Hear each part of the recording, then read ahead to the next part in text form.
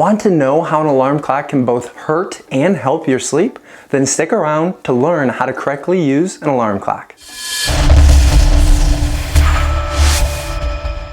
Hey, I'm Dylan Joseph, soccer trainer and #1 best-selling Amazon author. To increase your skills, to learn how to overcome average performances, and to boost your self-esteem, make sure to hit that subscribe and bell notification icon. So be sure to stay to the end of this video to learn the pro tip on how you can actually use an alarm clock to get more sleep. Today, we're covering how to make sure your alarm clock is your friend and not an enemy of your sleep. According to Dr. Reena Mehra, the director of sleep disorders at the Cleveland Clinic, she says that actually hitting that snooze button is not helping you get any of the restorative sleep that you're so desperately looking for.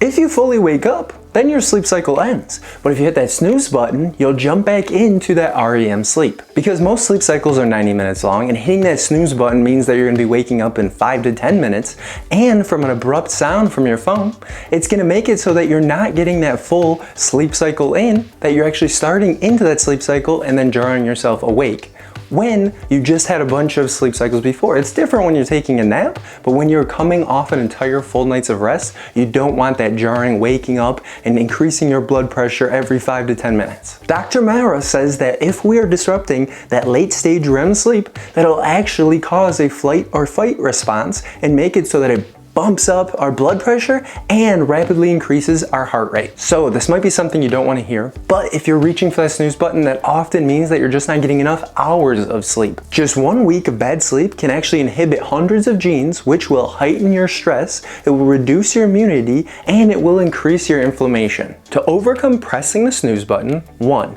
think about the reason you want/need to wake up. 2, buy a better alarm clock. 3, move your alarm clock as far away from you as possible. 4, go to bed earlier and fall asleep sooner. And could you give this video a like? So instead of hitting that snooze button, consider the things that you have to do today. Maybe you have a big project to work on.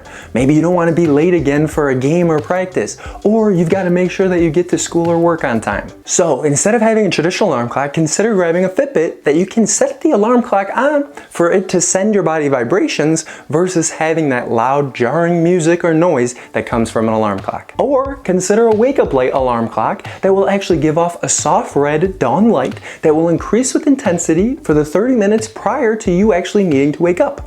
And in that 30-minute period, if you don't wake up, at the end of 30 minutes, it will give off a sound to make sure that you do wake up. Next, make sure your alarm clock is not within reach. You want to have to physically get out of bed in order to turn off that alarm clock. In fact, place your alarm on the entirely other side of the room so that you'll have to get up out of bed, walk all the way to the other side of the room to hit that snooze button, at which point you'll probably be awake when you go back to bed, and it'll make it so that you're less likely to fall back asleep and become more groggy with your sleep patterns. Therefore, because movement in your body increases blood flow as well as an alertness, make sure you use that knowledge to your advantage. Make sure you have to get up in order to turn that alarm clock off. If you feel tired every morning and you feel like you need to hit that snooze button, then there's a good chance you're just not getting enough sleep.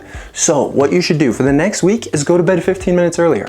See how that feels. If you still feel like you need to hit that snooze button, then go to bed the next week 15 minutes earlier than that, and keep repeating that process until you find the ideal time to fall asleep. To learn more about this topic, grab the book Soccer Sleep using the link below. Now for the first pro tip, it is important that you use an alarm clock. You don't want to miss waking up from a nap or from a night's sleep and you've got something big and important that you need to go to or need to get done that day. So one pro tip that I use is actually setting 2 alarm clocks. I'll do one with a traditional alarm clock and then one with my phone, and make sure to cover the time on both of them so I can't see if I wake up in the middle of the night what time it is. I will sleep until the alarm clock makes a sound, having the confidence knowing that I've set 2 alarm clocks, so that even if I messed up setting one of them, I have a backup. And say I wake up in the middle of the night. If I don't hear the alarm clock, then I know it's time for me to go back to sleep. I don't need to check the time. I don't need to make sure that I missed my alarm clock. I don't need to start making those mental calculations of if I go back to sleep in the next 15 minutes, then I'll get 2.5 more hours of sleep and that still won't be enough. And all those things that your mind starts doing in the middle of the night when you don't set 2 alarm clocks. So subscribe to avoid missing that next weekly video on how to fall asleep quicker. And click here for that exciting video on the different stages of sleep.